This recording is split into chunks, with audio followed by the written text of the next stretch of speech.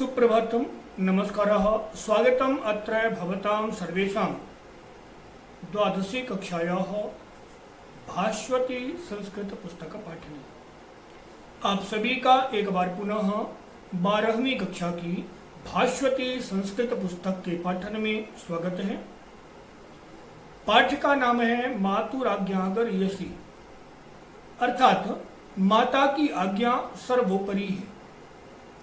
हम यह जानते हैं कि भारत के रामायण और महाभारत, जिसको विदेशी लोग मैथोलॉजिकल कहते हैं, पर वास्तव में वो मैथोलॉजिकल नहीं है, क्योंकि मैथोलॉजिकल मिथ्या और लॉजिक, मिथ्या यानी झूठ, मिथ जिसको कहते हैं, और लॉजिक यानी अनुमान, झूठा अनुमान, मैथोलॉजी। तो यह झूठे अनुमान के ऊपर आधारित नहीं है, बल्कि यह दोनों ही ग्रंथ हमारे लिए ऐतिहासिक ग्रंथ हैं और इन ग्रंथों का जो उपयोग है वह हमारे जीवन को शिक्षा देना, प्रेरणा देना और उत्कृष्टतम बनाने का एक माध्यम है। जो हमारा पाठ है मातुराज्ञागरीयसी, यह रामायण पर आधारित लिखे गए नाटक भास के द्वारा जो नाटक लिखा गया था, प्रतिमा नाटक, उस प्रतिमा नाटक का एक अंश है। और इस नाटक में भगवान राम का माता कैकेयी के प्रति क्या स्नेह है,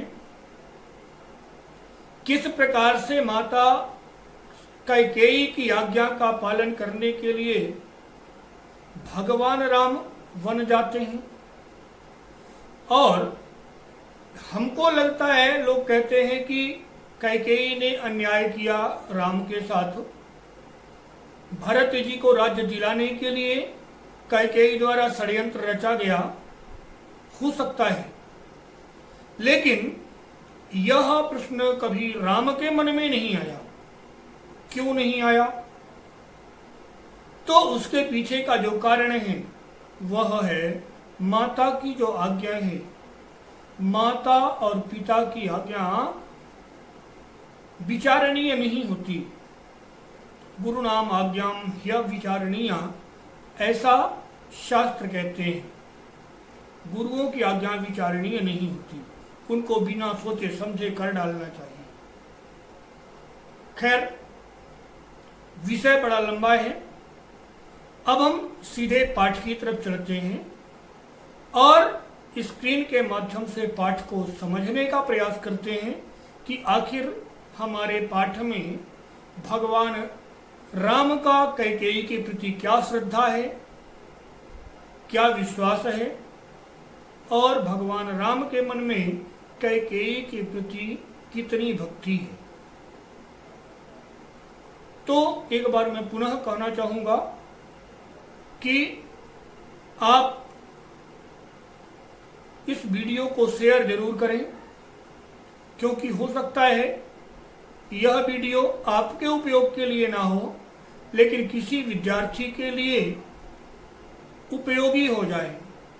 यद्यपि संस्कृत देवभाषा है और देवताओं के द्वारा किए गए कार्य अथवा देव कार्य कभी भी अनुपयोगी नहीं होते।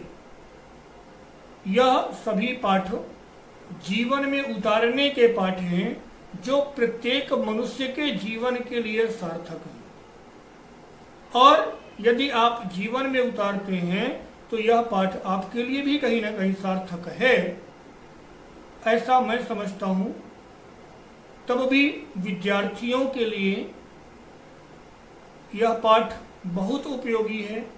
अतः मैं आप लोगों से निवेदन करूंगा कि आप इस पाठ को शेयर जरूर करें, और विद्यार्थियों को कहना चाहूंगा कि यदि आप आगे पढ़ाई जारी रखना चाहते हैं तो चैनल को सब्सक्राइब कर लें, क्योंकि आपके सभी पाठ इस चैनल में आपको धीरे धीरे करके मिलने वाले हैं। व्याकरण का पूरा अंश आपको इस चैनल में उपलब्ध है। आइए स्क्रीन में और पाठ को समझते हैं। तृतीयः पाठः मातुराज्ञा गरीयसी, अर्थात तीसरा पाठ मातुः आज्ञा गरीयसी। मातुः माता की, आज्ञा गरीयसी आज्ञा सर्वश्रेष्ठ होती है, अर्थात माँ की आज्ञा सर्वोपरि है। पाठ थोड़ा सा लंबा है, इसलिए दो भागों में पढ़ेंगे। हमने पहले ही पाठ के विषय में जानकारी हासिल कर ली थी, इसलिए सीधे पाठ में प्रवेश करते हैं। कहता है प्रविश्य यानी प्रवेश करके, कांचुकीयः कांचुकी, अंतःपुर के जो सैनिक होते थे या जो द्वारपाल होते थे उन्हें कांचुकीय कहा जाता था। तो कांचुकीयः, कांचुकी कहते हैं परित्रायताम, परित्रायताम कुमारः, कुमारः परित्रायताम रक्षा करिए, रक्षा करिए।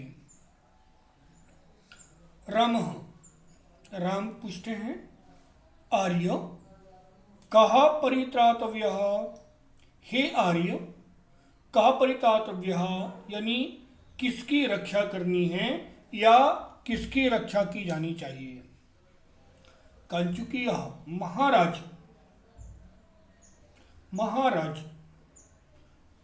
तो रामः, राम कहते हैं महाराजः इति आर्य ननु वक्तव्यम, एक शरीर संक्षिप्ता पृथ्वी रक्षितव्येति। महाराज की रक्षा करनी है तब तो ऐसा कहना चाहिए, ननु वक्तव्यम फिर तो कहना चाहिए, एक शरीर संक्षिप्ता पृथ्वी रक्षितव्येति, एक शरीर में समिटी हुई, संक्षिप्ता एक ही शरीर में सिमटी हुई पृथ्वी की रक्षा करनी है। तात्पर्य यह कि राजा जो होता है वह पृथ्वी का अधिपति होता है, मुखिया होता है अपने राज्य का, और इसलिए यदि राजा की समस्या आ गई या राजा को कोई समस्या होती है तो वह समस्या पूरे राज्य की समस्या होती है। इसलिए कहा कि फिर तो ऐसा कहना चाहिए कि एक शरीर में सिमटी हुई पृथ्वी की रक्षा करनी है। अथ कुत उत्पन्नो अयम दोषः, अथ अरे ठीक है, कुतः उत्पन्न अयम दोषः, यह दोष कहाँ से उत्पन्न हुआ, यानी भाई जो आप कहते हैं कि रक्षा करनी चाहिए, किससे रक्षा करनी है, यह बात आई कहाँ से कि हमको रक्षा करनी पड़ेगी, किससे रक्षा करनी है। कुत अयम दोषः उत्पन्नः, यह दोष कहाँ से आया। कांचुकीयः, कांचुकी कहता है स्वजनात्, स्वजनात् अपने ही किसी संबंधी से, स्वजन अपने संबंधी, अपने ही संबंधी से, स्वजनात्। रामः स्वजनादिति हंत नास्ति प्रतीकारः, स्वजनात् अपने ही लोगों से, अपनों से या अपने संबंधी से, फिर तो हाय, हंत हा हाय, नास्ति प्रतीकारः फिर तो इसका कोई उपाय ही नहीं है, इसका कोई प्रतिकार ही नहीं है। नास्ति प्रतिकारः कोई प्रतिकार नहीं है, यानी फिर तो कुछ कर ही नहीं सकते।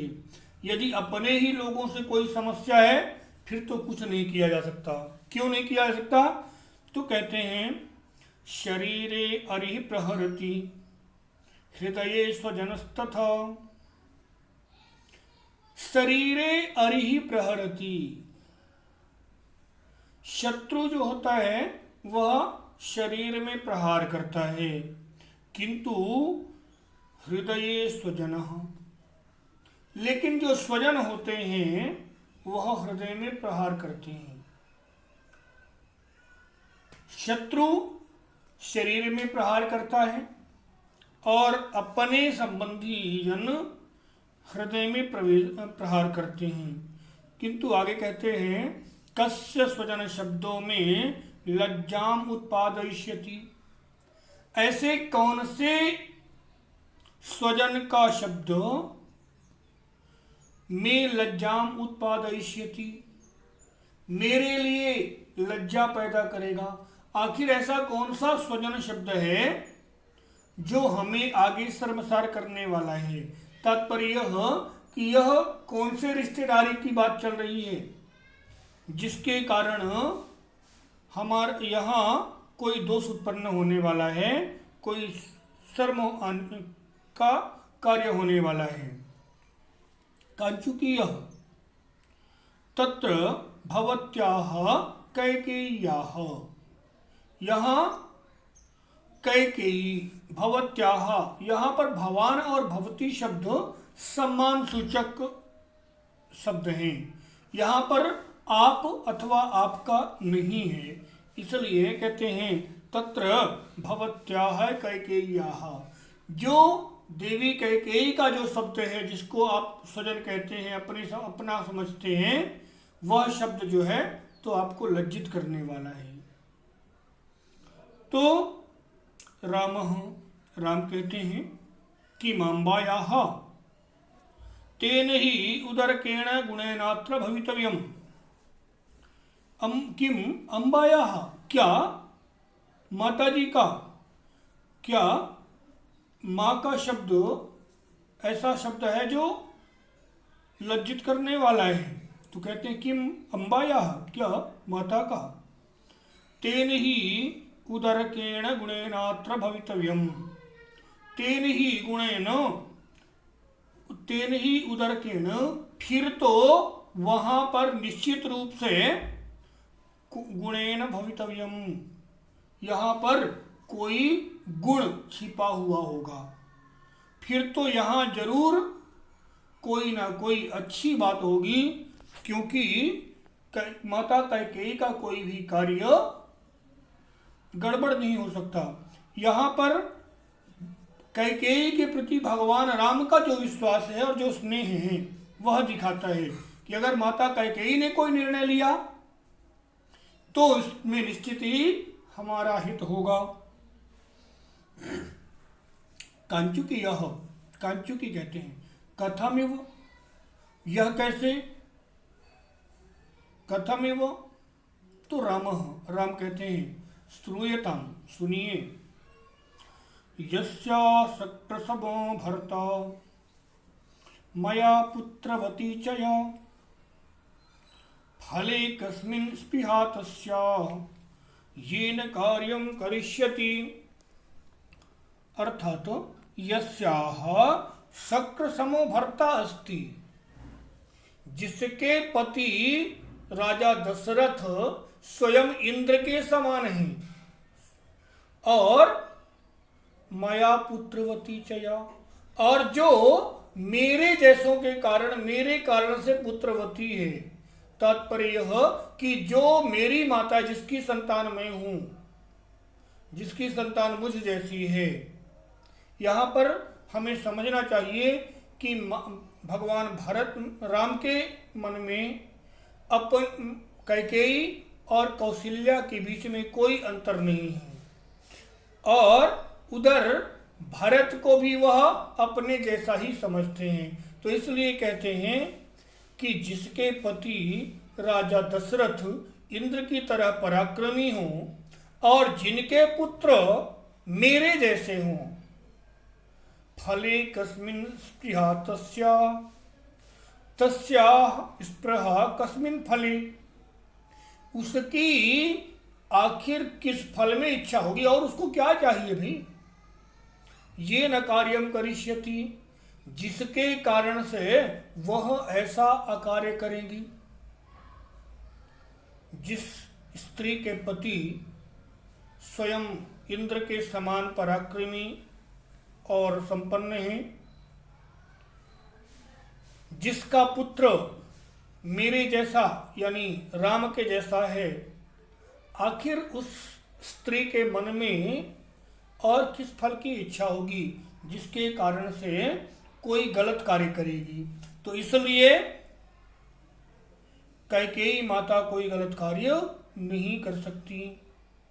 कांचुकी कहता है, अलम उपहतासु स्त्री बुद्धिसु स्वम आर्जवम उपनिषेप्तुम। कुमार, अलम अपहतासु स्त्री बुद्धिसु, अरे अपहत स्त्री बुद्धि, अपहत यानी दूषित हुई अथवा नष्ट स्त्री की जो बुद्धि है, स्त्रियों की जो बुद्धि है वह परिवर्तनशील है। तो कहते हैं कि अलम, ठहरिए, मत करिए, रुक जाइए। क्या, काहे से क्यों ठहरना? तो कहते हैं कि अलम स्त्री बुद्धिसु, है ना, माने स्त्री के बुद्धि से, स्त्री की दूषित बुद्धि को स्वम आर्जवम, अपनी सरलता से निक्षेप, तुम रक्षा करना बंद करिए। यानी स्त्री की दूषित बुद्धि को अपनी सरलता से ढकने का प्रयास मत करिए। तस्या एव खलु वचनात् भवदभिषेको निवृत्तः। तस्या एव, उन्हीं के, खलु वचनात्, उन्हीं के वचनों के कारण, भवदभिषेको निवृत्तः, आपका राज्याभिषेक रोका गया है। उन्हीं के वचनों के कारण ही आपका राज्याभिषेक रुका है। तो राम कहते हैं, आर्य गुणाः खल्वत्र, आर्य, हे आर्य, यहाँ पर भी गुणाः, गुण हैं। यहाँ पर भी मुझे लगता है कि कुछ अच्छा ही हो रहा है। कांचुकी कहते हैं, कथमिव, यह कैसे, यहाँ पर आपको कैसे गुण दिखाई देते हैं? तो श्रूयतम, सुनिए, वन गमन निवृत्ति ही पार्थिवस्यैव तावन् मम पितृपर्वता बालभावः स एव नव नृपति विमर्शे नास्ति शंका प्रजानाम् अथ च परिभोगैर्वंचिता भ्रातरोमि। कहते हैं, वन गमन निवृत्ति ही पार्थिवस्यैव तावत्, तब तो पार्थिवस्य, महाराज की का बन जाना रुक जाएगा। क्योंकि प्राचीन परंपरा में एक नियम था कि जब राजा बुजुर्ग, जब व्यक्ति बूढ़े हो जाते थे या जब राजा बूढ़ा हो जाता था तो वह अपने पुत्र को राज्य सौंप करके और स्वयं वन को चले जाते थे। क्योंकि 4 आश्रम माने जाते थे। पहला ब्रह्मचर्य, जो विद्याध्ययन के लिए होता था, दूसरा गृहस्थ, तीसरा वानप्रस्थ और फिर चौथा संन्यास। तो इसलिए अभी तक राजा दशरथ गृहस्थ आश्रम में थे, और जब राजा दशरथ राम को राज्य दे देते तो वह वानप्रस्थ के लिए जंगल चले जाते। तो इसलिए कहते हैं कि वन गमन निवृत्ति ही पार्थिवस्यैव तावत्, तब तो राजा का यानी मेरे पिताजी का बन जाना जो है तो रुक जाएगा।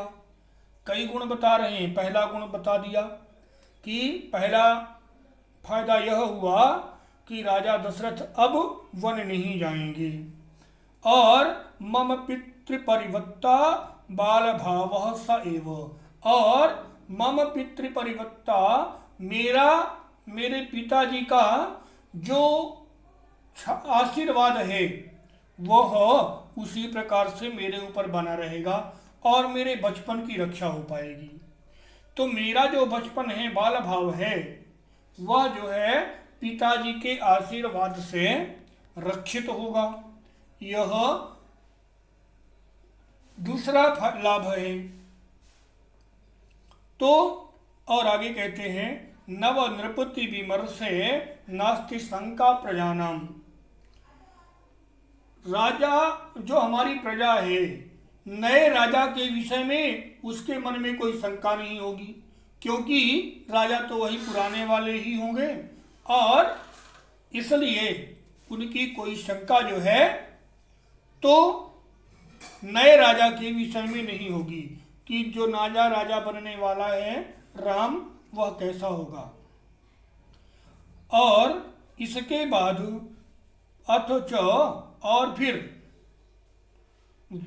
परिभोगई है वंचिता भ्रातरों में, और फिर जो मेरे भाई हैं वह परिभोग से भोग से यानी जो सुख सुविधाएं हैं उनसे वंचित नहीं हो पाएंगे, क्योंकि अभी तो हम चारों को समान भाव से मिलता है, और फिर बाद में जब राजा हो जाएंगे हम, तो राजा होने के कारण राजा का अधिक महत्व होता है, और इसलिए हो सकता है कि प्रजा जो है तो मेरे प्रति ज़्यादा आदर रखने लगे, और मेरा अधिक स्वागत सत्कार होगा, तो मेरे भाइयों के साथ ये अन्याय हो जाएगा।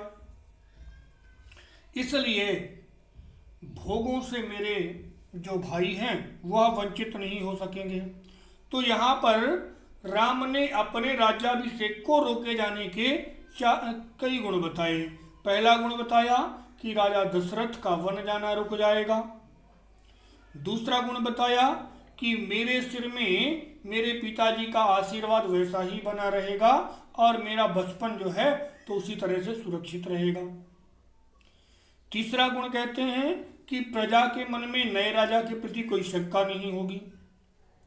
और चौथा गुण, मेरे भाइयों के साथ में जो है तो किसी प्रकार का कोई अन्याय नहीं होगा। कांचुकीय, यद्यपि राम के राजा बनने के बाद भी उनके भाइयों के साथ में किसी प्रकार का कोई अन्याय होने वाला नहीं है, तथापि कांचुकी को विश्वास दिलाने के लिए वह ऐसा कहते हैं। कांचुकी कहते हैं, अथ च तया अनाहूतो उपसृतया भारतो अभिषिच्यताम राज्य इत्युक्तम अत्राप्य लोभः। अथच तो फिर क्या, तया उनके द्वारा, अनाहूतो उपसृतया, अनाहूत उपसृतया, तो अनाहूत उपसृतया यानी बिना बुलाए पहुंच समीप गई हुई, यानी बिना बुलाए ही जो है तो वह राजा दशरथ के पास चली गई, और भारतो अभिषिच्यताम राज्यम, और भारत का राज्याभिषेक करिए, इति उक्तम, ऐसा उन्होंने कहा। यानी पहली बात तो यह कि वह महारानी कैकेयी राजा दशरथ के पास बिना बुलाए ही चली गईं, और जाकर के उन्होंने क्या कहा, भारतः अभिषिच्यताम राज्य, भारत का राज्याभिषेक करिए, इति उक्तम अत्राप्य लोभः, यहाँ भी उनका कोई लोभ नहीं है क्या। तो राम कहते हैं, आर्य भवान पक्षपातादेव नार्थम अवैक्ष्यते। हे आर्य, भवान अस्मत् पक्षपातात एव, आप हमारे पक्षपाती हैं, आप का स्नेह हमसे अधिक है, और इसलिए न अर्थम अवेक्षते, आप उसकी बात को समझ ही नहीं रहे हैं, क्योंकि आपका पक्ष हमारे ऊपर है, आप हमसे ज़्यादा स्नेह करते हैं, और इसलिए हमारे पक्षपाती होने के कारण जो है, तो आप उस बात को नहीं समझ रहे हैं। कुतः, कैसे उनका लोभ हो गया यह? अब क्यों? तो ऐसा कहीं पर एक कथानक आता है कि कौशल्या और सुमित्रा के विवाह के बाद जब कैकेयी का विवाह हुआ, तो क्योंकि सुमित्रा के और कौशल्या के कोई संतान नहीं थी, तो इसलिए जब कैकेयी से विवाह की बात आई तो राजा ने यह कहा था किसी ने कि जो भी पुत्र होगा कैकेयी का वही राजा बनेगा, क्योंकि उन दोनों बड़ी रानियों के तो कोई संतान है नहीं, और जब कोई संतान नहीं है तभी तो तीसरा विवाह किया जा रहा है। तो इसका मतलब है कि कैकेयी का पुत्र ही जो है तो राजा बनेगा। तो यह राज्य तो उनका पहले से है, और इसलिए कहते हैं कुतः शुल्के विपणितम राज्यम पुत्रार्थे इति याच्यते। पहले से लिया हुआ उनका राज्य, पहले से ही वह राज्य उनका था, तो शुल्के विपणितम राज्यम पुत्रार्थे यदि याच्यते, यदि अपने पुत्र के लिए मांगा जा रहा है, तस्या लोभो अत्र, तो तस्या लोभो अत्र नास्माकम, तो क्या उनका लोभ है? जिनका पहले से राज्य था तो उनका लोभ कहलाएगा, अथवा न अस्माकम, हमारा लोभ नहीं है। भ्रातृ राज्यापहारिणम, जो हम अपने भाई का राज्य ही छीनना चाहते हैं। तो क्योंकि पहले से यह बात हुई थी, कभी किसी ने कह दिया था कि अब तो कैकेयी से उत्पन्न पुत्र ही राजा बनेगा, तो जब कैकेयी से उत्पन्न पुत्र राजा बनेगा, ये बहुत पहले की घोषणा थी, तो क्या उनका लालच है अथवा हमारा लालच है जो हम अपने भाई भरत का राज्य लेना चाहते हैं? अब तो वह राज्य पहले ही भरत का था। तो आगे कहते हैं कुतः, अच्छा, कांचुकीय अथ, कांचुकी जो है तो कहते हैं अथ, ऐसा, यानी अब कंचुकी जो है तो निरुत्तर हो गए। किंतु या और पूछना चाहते हैं अथ और कुछ। रामः, राम कहते हैं अतः परम न मातु परिवादम श्रोतुम इच्छामि, अतः परम, इसके बाद, अहम मातुः परिवादम श्रोतुम न इच्छामि, अपने माता की का परिवाद, माता की निंदा, माता की बुराई, श्रोतुम न इच्छामि, सुनना नहीं चाहता। अब मैं अपनी माता कैकेयी की कोई बुराई में सुनना नहीं चाहता। महाराजस्य वृत्तांतम तावद अभिधीयताम, महाराजस्य वृत्तांतम, महाराज का वृत्तांत, यानी महाराज की